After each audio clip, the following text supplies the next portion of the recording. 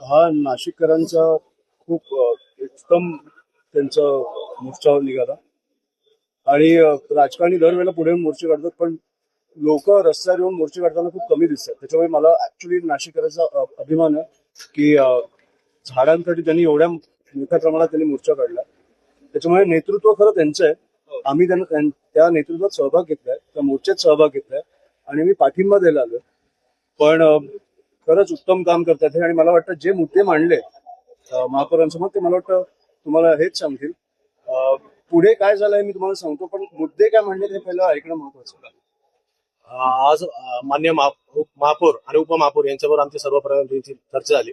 त्या चर्चामध्ये आपण तपोवनातली झाडं, म्हणजे तपोवनातली झाडं, त्यातलं माईस सेंटर जे अजून पण कुठे GR निघाले त्याबद्दल रद्द झाल्याचा, आणि नाशिक शहरात जी रस्ता रुंदीकरणासाठी जे सगळ्या 5 विभागांमध्ये यांनी नोटिसा लावल्या आहेत, झाडं तोडण्याचा यांनी प्रस्तावित केलेलं आहे.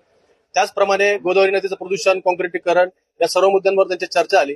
मागे पण आम्ही एकदा आयुक्त मॅडम आणि महापौर मॅडम यांच्यावर चर्चा केली होती. त्यावेळेस महापौर मॅडम बोलले होते की आम्ही समन्वय साधण्यासाठी प्रशासन, म्हणजे राज्य शासन आणि परिवहन प्रेमी नाशिककर यांच्यामध्ये आम्ही समन्वय साधू. तो समन्वय अजून कुठं घडलेला नाहीये. त्या अनुषंगाने हा मोर्चा होता. या मोर्चामध्ये त्यांनी आता आम्हाला परत एकदा आश्वासन दिलं की तुम्ही एक समन्वय समिती बनवू आपण, परिवहन प्रेमीची 10-12 नावं असतील आणि काही प्रशासनाचं नाव असेल. त्या अनुषंगाने आज संध्याकाळपर्यंत आम्ही ते नावं द्यायचे आहेत आणि पुढच्या 2-3 दिवसात सोमवार मंगळवारी ती प्रशासन आणि परिवहन प्रेमी यांची एक समन्वय मिटिंग करणार आहेत. आणि त्या मिटिंगमध्ये जी प्रस्तावित वृक्ष तोड आहे किंवा तपोवनाचा जो विषय माई सेंटर आहे, या सर्वांवर चर्चा करायची.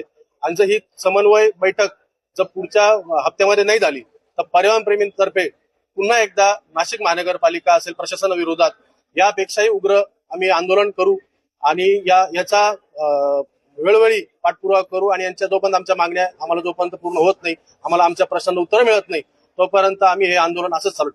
पर्याय काय तुम्ही म्हणला की पर्याय आम्ही सगळे द्यायला तयार आहोत. जेव्हा राजसाहेबांची सत्ता होती तेव्हा पण तिकडे कुंभमेळा झालेला आणि आम्ही तिकडे उत्तम प्रकारे साधू संतांची काळजी घेऊन तिकडे सुरळीत पार पाडलेला. तो एकही झाड तुटलं नव्हतं. त्याच्यामुळे मला वाटतं की जर इच्छाशक्ती असेल तर आपण हे करू शकतो. आणि जर इच्छाशक्ती नसेल, जर तुम्हाला कोणाच्या तरी घशात घालायची असेल ती जमीन कुंभमेळा झाल्यावर, तर मला वाटतं काय होतं हे तुमच्या समोर आहे.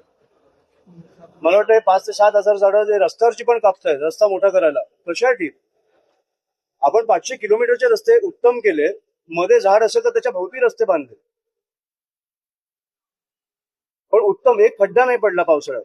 त्याच्यामुळे आपल्याला माहिती आहे की करायची असेल आणि इच्छाशक्ती असेल तर होऊ शकतं. माझी फक्त एवढीच इच्छा आहे की जे काय करतायत तुम्ही ट्रान्सपरन्सी पारदर्शकतेने करा, समितीमध्ये आमच्या लोकांना घेऊन करा आणि त्या समितीमध्ये मी पण असणार आहे.